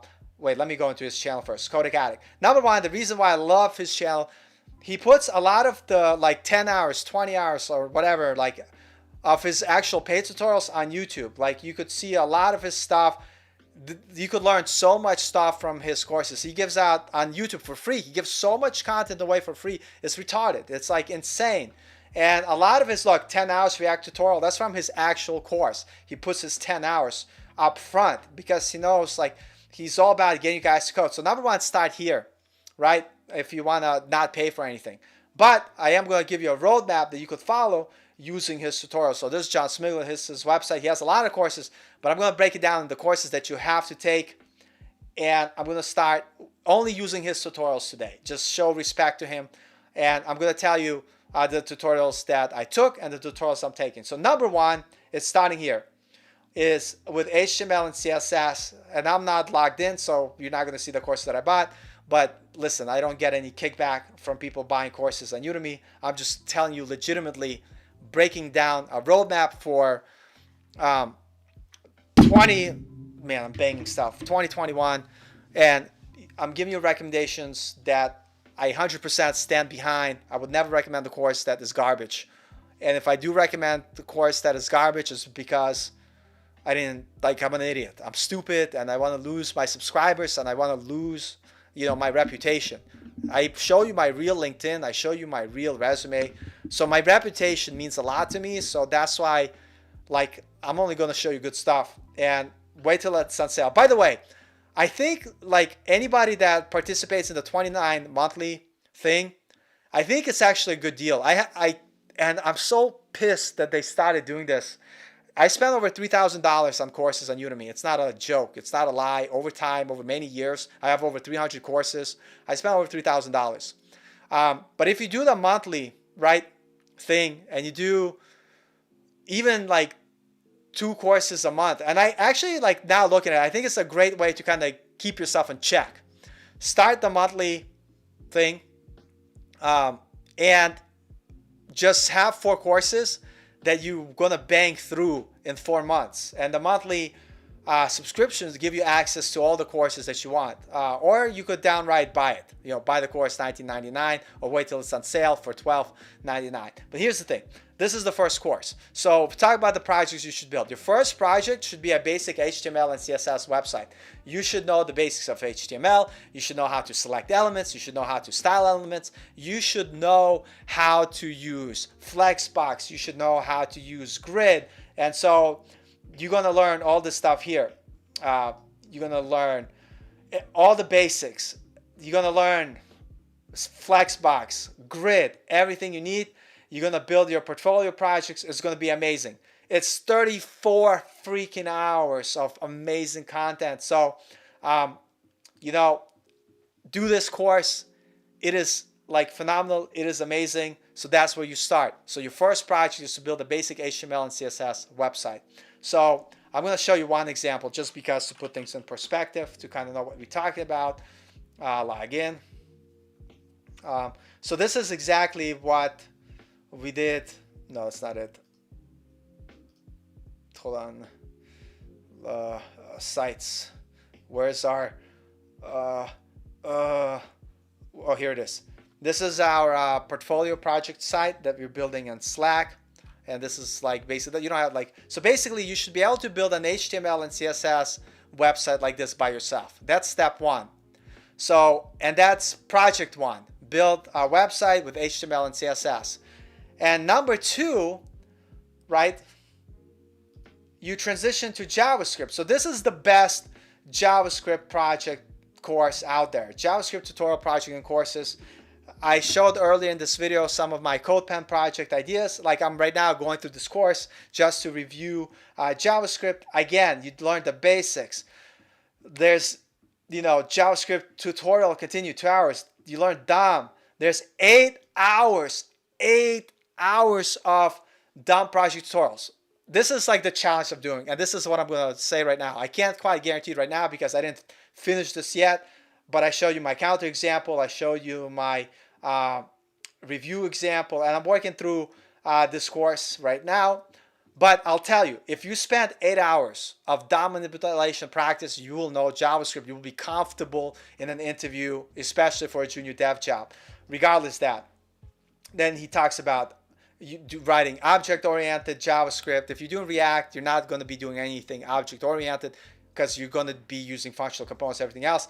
He talks about object-oriented programming and stuff like that. Talks about functions and all the beautiful things we get with these ES6. So after you complete this course, what you want to do, and I didn't finish it on this tutorial because I got busy at work, but I'll show you one example, is that you want to add JavaScript functionality to your first project. And that's why I kind of tell you our JavaScript project is our first our first two projects are actually one project. Part one is create HTML and CSS website like this one, and part two, add JavaScript functionality. So if I try to submit this form, it uses JavaScript to be like, hey, you didn't add stuff to this form, so why don't you like fill this form out before submitting? And then you're like, oh, it's pretty simple. Yeah, I'm also using regular expressions, to modify the phone number. So I can't put letters in my phone number. What phone number has letters? I guess if you do 1-800, have fun, right? Not a real number, by the way. But I'm using general, like regular expression to make sure that the phone that people put is valid. And you see it turns green. That's done with JavaScript. There's other things like sliders. I didn't implement it here yet, but you could do sliders, modals, all that good stuff. Like I did implement, let's see here, what I want to do, inspect. Like I did implement the modal menu here. So if the screen's show like is small, see that's with JavaScript, right? That's like beautiful JavaScript. Make this button. This scroll to the top, it's using JavaScript. So build and add JavaScript behaviors. By the way, following this JavaScript and tutorial project course, let's kind of like, you're gonna learn just in this DOM project, you're gonna learn about like reviews, which was the slider. You're gonna learn how to build navbars, sidebars, modals, questionnaires, menus. This is you're gonna work how to code like smooth scrolling from scratch. You're gonna build tabs.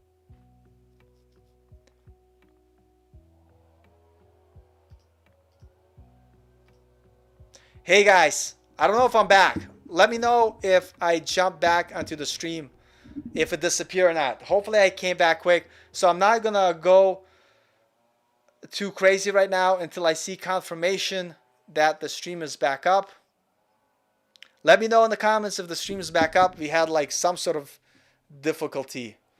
I don't know what the difficulty was. I hope it was brief. I hope you guys bared with it. I'm glad I'm back. So basically what I was saying here, let me come back to my screen share, is that if you complete this JavaScript course, you'll be able to build everything you need to. So project number 1 is basically build an HTML and CSS website similar to this one that we have, and then add JavaScript. So you have that portfolio. Number 2, right? What do you need to know? And you want to know how to work with APIs, how to write a synchronous JavaScript. And this is found in this course. That's why I want to show you this course. Is that, where is it? I think it's earlier on. It's somewhere here. DOM projects, objects, OPP, functions, ES6, 8 more sections. Yes. Yeah, async JavaScript. You need to understand working with callbacks, working with promises, using .then or async await.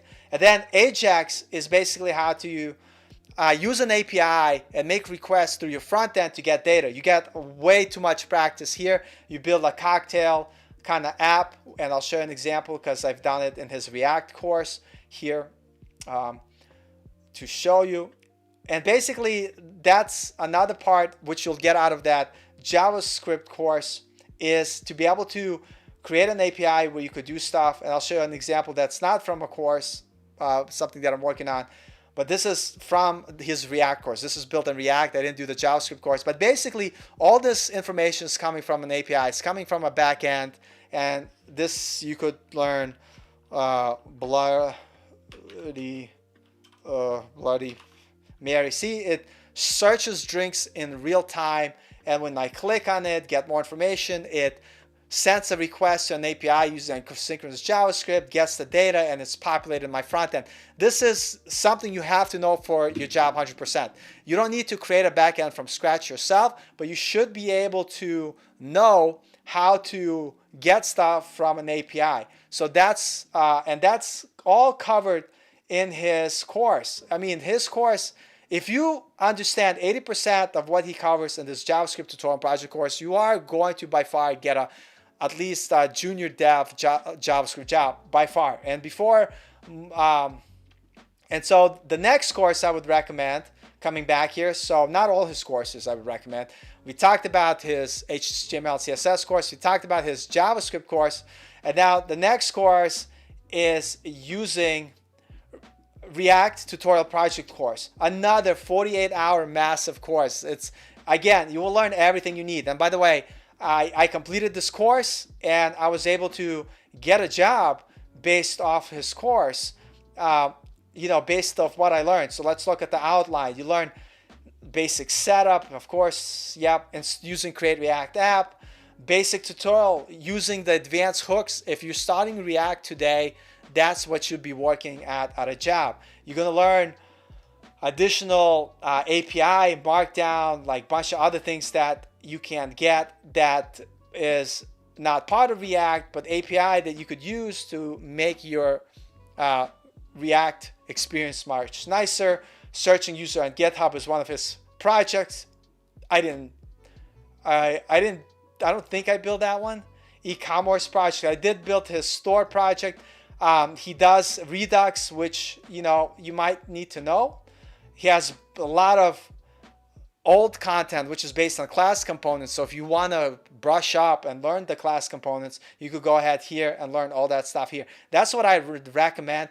And I have a bunch of apps that I build with React, but I'm going to show you one that I'm doing now just to kind of showcase about this idea, like where you don't have to build an API from scratch.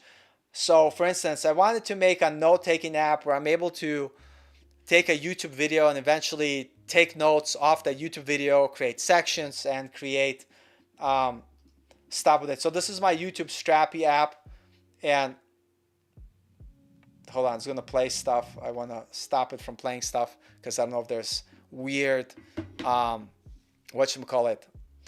Sorry, I'm not sure about that. And now Alexa's talking to me. So yeah, I put like Russian rap videos in here. This is, by the way, has to be a mobile app, so it's not meant to be watched on that size. It's more for like the mobile phone here, but I'm gonna keep it bigger just to guys. So I created this app which basically allows you to add stuff. This is obviously not complete, but the like, I'll make it bigger so you guys don't have to hurt yourselves and kill yourselves. So let me close this. So the idea, what I want to do is, this is just like I'm playing around, but I want to create an API where, like, if you're, let me like mute my I don't think it's gonna play it, but basically what I'm able to do is like, let's say I'm like, oh, good music.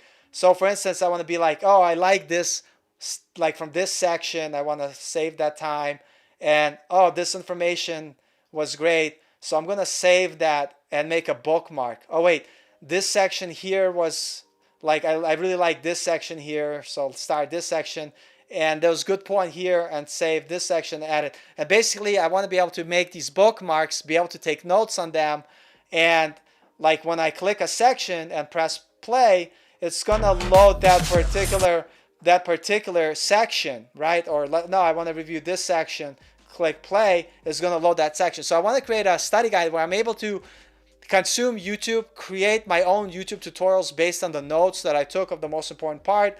And like, here's the feed, like you'll be able to see, yeah, I have it set on autoplay just because, like, whatever, but you'll be able to add tutorials. And I didn't make that section yet, but after you add a thing, write a video, it'll take you to another section which I didn't build it yet. But here's the point is, you'll have like your lesson section of the stuff that you created, of the notes that you took, whatever, it doesn't matter. But the point what I'm trying to say is that you need to be comfortable working with APIs and working with being able to consume an API. And the only reason I show you that app is because that backend is Strappy app. And again, that app looked weird because it's not meant to work on a big screen. It's going to be a mobile app. Once I recreate it, right, it's going to be like an iPhone something. Yeah, so this is like made to work on phones. See, blah, blah, blah. You go to the feed, and you know, you have your feed of all the cool videos that you have, and you could scroll up to open up the video player to watch it. But the point what I'm trying to say is that you don't need to learn backend. You could use something like Strappy to create an amazing backend. And let me close it here. So you could go to the documentations, get started, and learn all about it, how to get started. And I'm working on a fairly decent sized project, and believe it or not, we're using Strappy as backend. And this is to answer a question that we had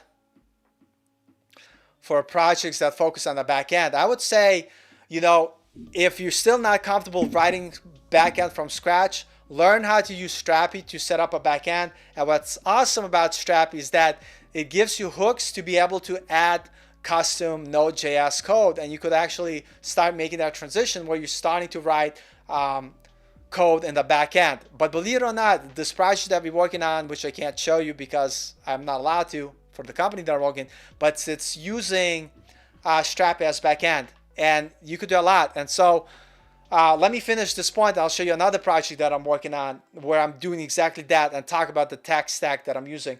So we talked about the 3 courses so far. We talked about learning HTML and CSS. That's the course I would start. Then move on to JavaScript tutorial, number 2 that I would start. Number 3, learn React tutorials. That's what I would start. And then if you wanted a bonus, learn React styled components. 22, do not jump into Node.js. Do not do anything else. Those are the 4 courses I recommend. Those are the courses you take. Then what you do, then you make sure that you learn all those courses, and you make sure that you set up your portfolio website.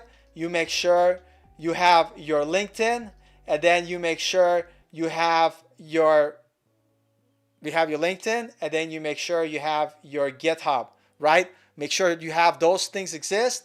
Then based off the 5 projects you built, or 4 projects, which is basically HTML and CSS, JavaScript, I just realized I never told you. Number 2, basic React application, basically like a simple blog. And then project number 3, a complex React application, which you have a backend, you have authenticated users that only see the stuff that they belong to, stuff that you add, and stuff that you could create. And by the way, if you haven't smashed the like button, smash the like button. Let's get this thing, more likes, the more people get to see it here. And before we end the stream, I'm going to show you my big project that I just started to kind of give you an idea of what could be like your final project, your last complex React application. And before I do that, let me ask some questions. So Tony asked, let me go back to my screen. Tony asked, I hope you're still on. He asked, how much React did that girl know? Basically, what I said, she's able to create a basic React application, and she's able to connect to an API, and she knows how to get the data from API and be able to render all that information on the screen. She also knows how to use routing in React, how to manage state with Context API, and be able to have this idea of authenticated users. So if someone logs in and there's certain content that's private, they're not going to see it. But if that's their content, they're going to see it. So that's kind of like what she knows. And that seems like a lot, but that's the basic knowledge of React you have to know. And thanks, Hologram Nunchucks, always good choice of music. Yep, thanks, man. I just like to chill, like to do good fun. And so finally, before we go back, so for our final projects, you guys get out of tutorial hell, start building stuff. Let me share my screen. But first, let me open that project so I could show it to you guys.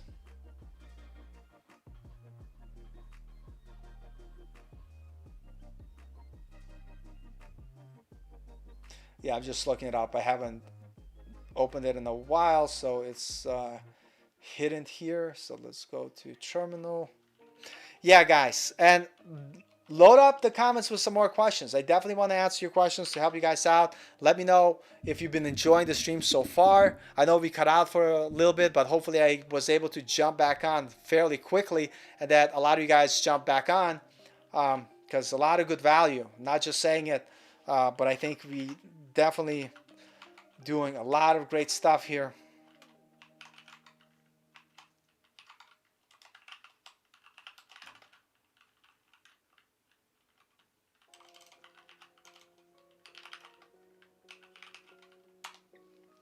All right.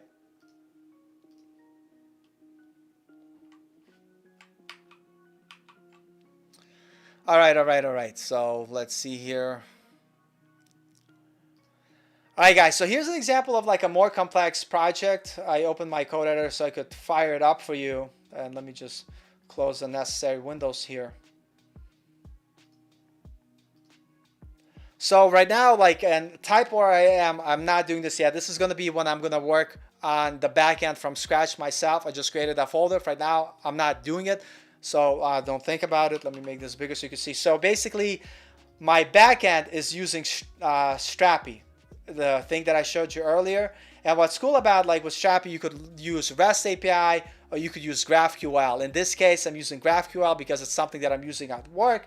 And what's awesome about Strappy with the API, it gives you endpoints where you could write custom, JavaScript code to get the controller do what you want it to do. You know what I mean? And that's kind of could be a great way to ease yourself into backend development. But before we get there, let me just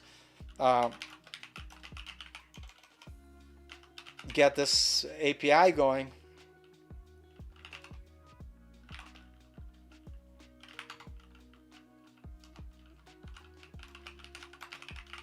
And then what's cool about Strappy, it's amazing. Like, I love Strappy. If you are learning stuff, don't go full stack right away. It's crazy. You know, make sure you guys do the HTML, CSS course, one JavaScript course, one React course to just build a lot of massive stuff. And you could use the power of Strappy to kind of get stuff going here. And then I'm going to kind of show you here the nice interface you get to see when you're running Strappy.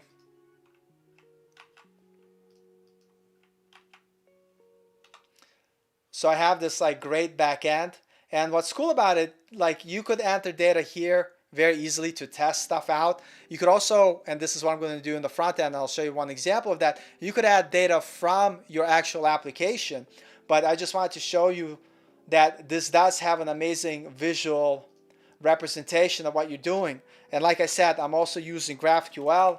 Don't worry if you're not familiar with GraphQL. It has the GraphQL. Why is it not coming up? What am I doing? Look, let's see here. GraphQL. Am I not using GraphQL here? Oh, I am not using GraphQL in this. I lied to you guys. I don't think I'm using GraphQL in this particular project. I'm using it in another one, Time Tracker. But here's another pro tip, because I'm getting confused with all the projects that I'm doing, is pro tip number one, don't work on too many projects. But this is the project I'm going to show you today. So the cool thing about this, it allows you to use any database that you like. For instance, I'm using Postgres. So I'm running Postgres locally on my computer, and basically this allows me to learn all of the back-end stuff without building too much stuff from scratch, which is important because you don't want to basically overwhelm yourself, because this is already like too much stuff. And I'm not saying you guys have to do this, but I'm running Postgres locally. This is the database that I'm using for this particular project. And so let me go back into the code here to show you actually the project. And I haven't used it in so long, I think I forgot like who my users are to kind of showcase it. Let me quickly look at here. Users, we have, oh yeah, test user and Aria. I'm assuming I know my password for test user. So let me fire up the application. So I showed you the front end, the back end, and then my front end is done in React. And the reason it's done in React, this is not a front facing application. This is like a back end dashboard project manager app. No one should be able to find it, with good SEO. It's private to an organization that's going to use it. And I'm using like basic React. Oh no, I am using Apollo here. So I am using GraphQL. It's weird. I must have been typing the wrong endpoint here. Yeah, so on this one, I am using GraphQL. It's very interesting that I couldn't go to the GraphQL playground here. I must have been typing something wrong.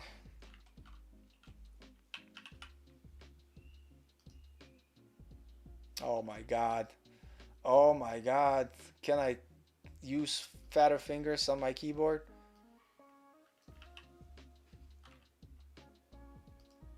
Yeah, so it is working. So if you haven't, you have the GraphQL playground, so it's really cool, and you don't have to use GraphQL. You could use REST API. And if you're thinking it's like confusing, this is for your final project that's going to get your job.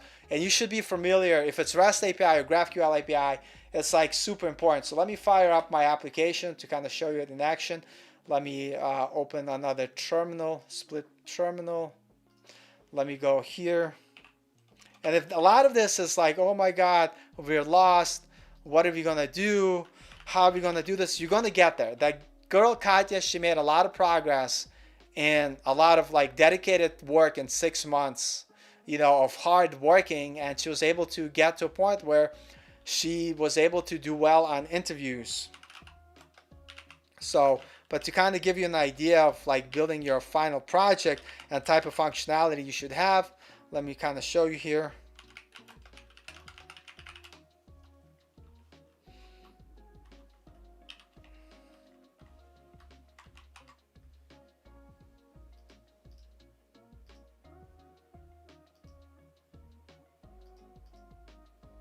Just 1 minute here. I'm trying to, let's just bring it up here.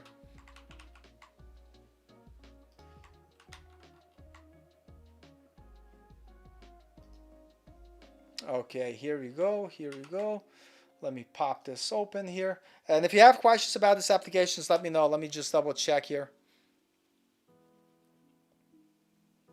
And so here's the application. I'm actually logged in. Let me log out. So basically, here's the idea. Your final application should have this idea of authentication. You should have different users, and every user should have different access rights. You also need to be able to work with a database like I showed you.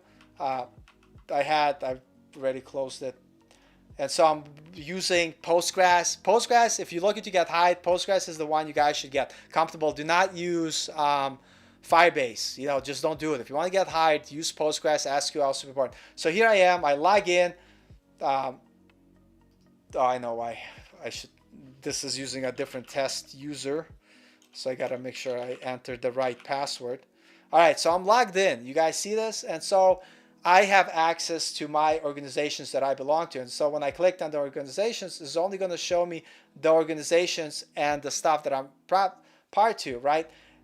I have this information that I'm working on, and then you could create tasks. So notice I have my grid here. I didn't add the part to see the details, but see, this is the stuff you have to be able to do, something that works with data from an API. You have this idea of users, and then certain users could see certain users or not. Users should be able to add stuff. So I want to add a new bug, call it something's broken. I don't know, it's not a good way to bug. Description, I don't know, it is broken. And then I know what the bug is. I already entered it though. I got to change login to be submit here. So you submit, and I got to change the thing to close the goddamn window. That's another bug. But the point is, look, it added my bug to my to-do. It basically updated my grid. It updated this number here and all this other great stuff. So basically, that would be like a more complex application. Notice I'm part of Epic Cakes and Coding After 30. And if I log out, we have another user, Aria. And she's part of, damn it, I gotta type her password, Paul. Do I not know her password? Yeah, right now I don't have password handling. I just have a bad request. Test user. Okay. Oh no, I didn't change her picture. We got to fix that. So she's part of UX Monkey. That's her organization. And here's the cool thing here, guys, by the way. Using Strappy, right? I was telling you guys.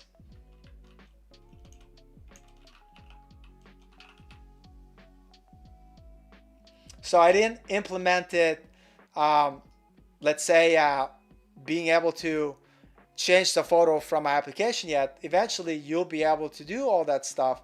So let's take a look here. We have users. We have user Aria. It has her picture. What broke? What happened? Let's see.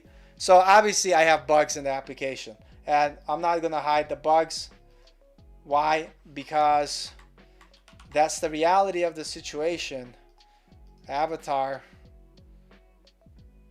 Let's see, delete. Let's try loading it again. Finish, save. Did I log in as Aria, or did I log in with somebody else? That could be also a problem. Let me log out. Oh no, I logged in as test user, guys. What the hell? What the hell? No wonder that didn't work. Test user was the right picture for test user. No. What's happening? I broke my application. So anyway, granted, you guys could see that I have to fix a lot of bugs. It's a work in progress. I'm not gonna lie to you guys. But the point is that you guys need to build one serious application, and that's the thing that you guys have to do to make stuff happen. So anyway, I don't see too many questions. I hope you guys enjoyed this stream. I hope you guys got a lot out of it. I'm sorry that we cut out. Something was weird with the internet. And I'm going to give you the last chance before we cut out. Last 2-minute question, not 2-minute question. Like, let's see, I'm going to count to 20 just to make sure, because I don't want to cut anybody off. If you had that question that you guys wanted to ask, I don't want to cut you guys off. So what I'm going to say is I'm going to count to 15 in Russian. You guys are just going to have to trust me on that. And if you ask a question, I will answer the question. If not, we'll let it go. 15, 14, 13, 12, 11, 10, 9. So all the questions that you guys put in the comments, I will answer. 8, 7, 6, 5, 4, 3, 2, 1. I got to 1. That's 1. Oh, thanks for Jordan. Thank you. Thank you. Like, you saw me embarrass myself in real life. The good news is I'm going to finish that later. By the way, those of you who are still here, I am going to do Tuesday project party time where I'm going to be working on a project live.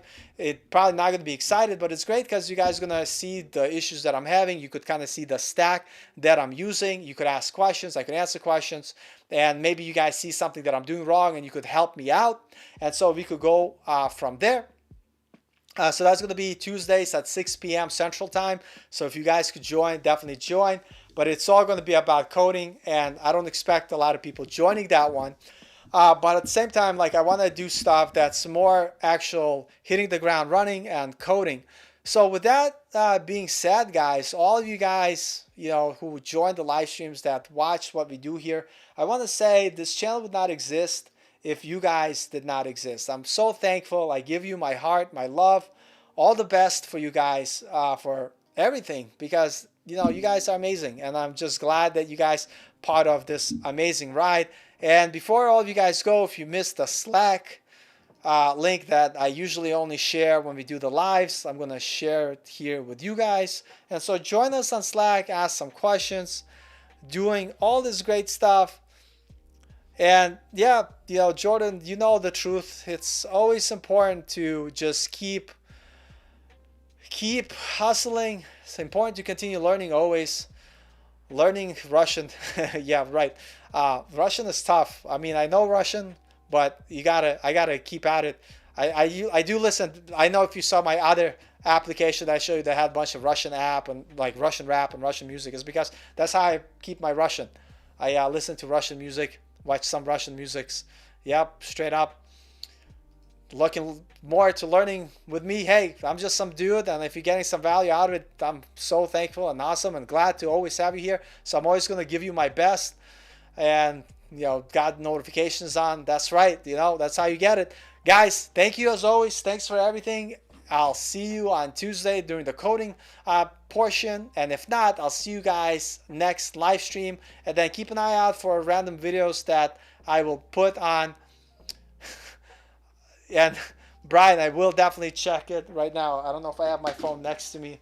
My phone is not next to me. I'll get my phone. I'll check it. I'll respond as soon as I get off here. But guys, as always, thank you so much for everything. And I will see you guys next time. Love you all. See you guys. By the way, if you want to play and break my app that I was making, not the super awesome one, but at least if you want to listen to some Russian music, let me put the link from Netlify or some other music. And eventually I'll if you want to help me, by the way, if you want me, like, I'm gonna eventually come back to developing this app, not right now. You guys could play around with it, but if you want to help me test it once I make more progress on it, send me a link to Coding After 30, or actually hit me up on God damn it, Discord, and I'll create you a user, and you could add your own videos and share videos. That app is still in development. I'm probably not going to develop it any more of it for a while until I finish the time tracker app and then finish the last app that I just showed you. But it does have some Russian rap if you guys, and some music if you want to check it out. Anyway, or break it. Anyway, with that being said, thanks for watching as always. Always appreciate you guys. With that being off, we are signing off. And I was going to do it in some crazy fashion. And I'm using the wrong remote as always. Turn off the lights. Man, this is still too bright. Alexa, lights off. Or Alexa, good night. Good night, Alexa. Good night, everybody. Love you all. Turn off the lights, and we have a good night. I'll see you guys later. I want to come back to doing work. And nobody's listening to me. Anyway, love you all. I'll see you guys later. Finally, now I'm going to end the stream like I'm ending the stream.